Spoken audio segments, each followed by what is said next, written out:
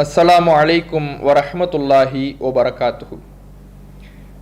எல்லாம் வல்ல அல்லாஹ்வின் நல்லடியார்களே, இறை செய்தி மட்டுமே இஸ்லாத்தின் மூல ஆதாரங்கள் என்ற அடிப்படை கொள்கையை மக்கள் மத்தியிலே தமிழ்நாடு தௌஹீத் ஜமாத் பிரச்சாரம் செய்து வருகிறது.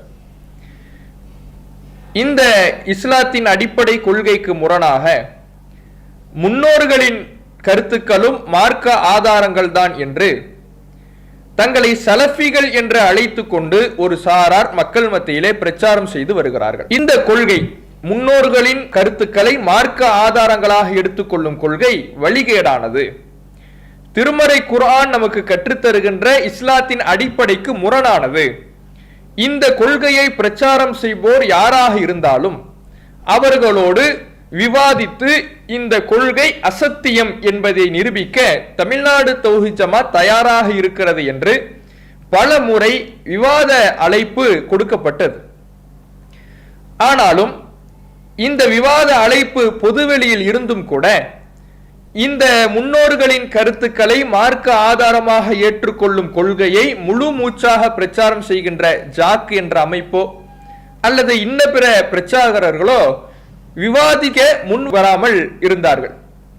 இந்த சூழலில் கடந்த 26/1/2025 ஞாயிற்றுக்கிழமை அன்று கடையநல்லூரில் ஜாக் சார்பாக ஒரு நிகழ்ச்சி ஏற்பாடு செய்யப்பட்டிருந்தது.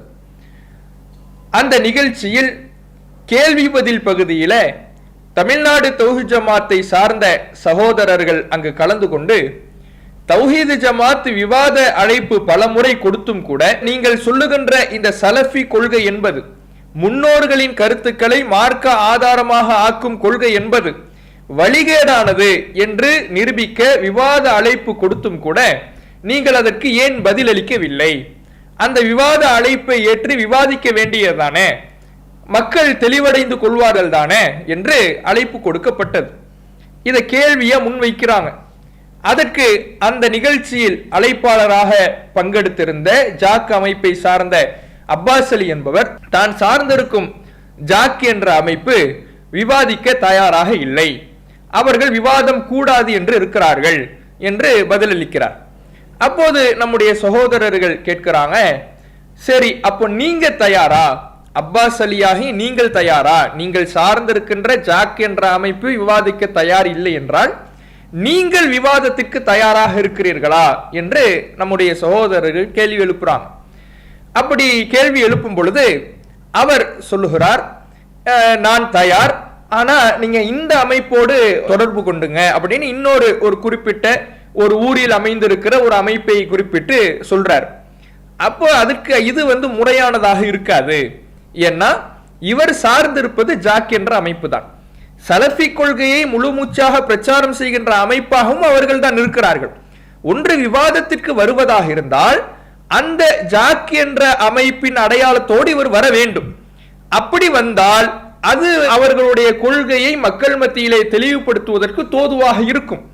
சரி, அந்த அமைப்பு இவரை பயன்படுத்தி விவாதிக்க தயாராக இல்லை, அந்த அமைப்பு விவாதம் கூடாது என்ற நிலைப்பாட்டில் இருக்கிறாங்கன்னு ஒரு பக்கம் இருந்தாலும் சரி, அவங்க இல்லைன்னா எந்த அடையாளமும் இல்லாம அப்பாஸ் அலி வரட்டும், அப்பாஸ் அலிக்கும் தௌஹீத் ஜமாத்திற்கும் விவாதம் என்று வைத்துக் கொள்வோம் என்கின்ற அடிப்படையில இந்த கேள்வி பதில் நிகழ்ச்சிக்கு அடுத்த நாள் 27/1/2025 திங்கட்கிழமை என்று அப்பாஸ் அலி என்பவரை நேரில் சந்தித்து தௌஹீத் ஜமாத்தின் சார்பாக இது கடிதமாகவே கொடுக்கப்பட்டது. நாங்க இந்த இஸ்லாத்தின் அடிப்படை கொள்கையை பிரச்சாரம் செஞ்சுக்கிட்டு இருக்கிறோம், விவாத அழைப்பு பல முறை கொடுத்துட்டோம், ஆனா இந்த கொள்கையை சார்ந்த யாரும் பதிலளிக்கல, முன் வரல.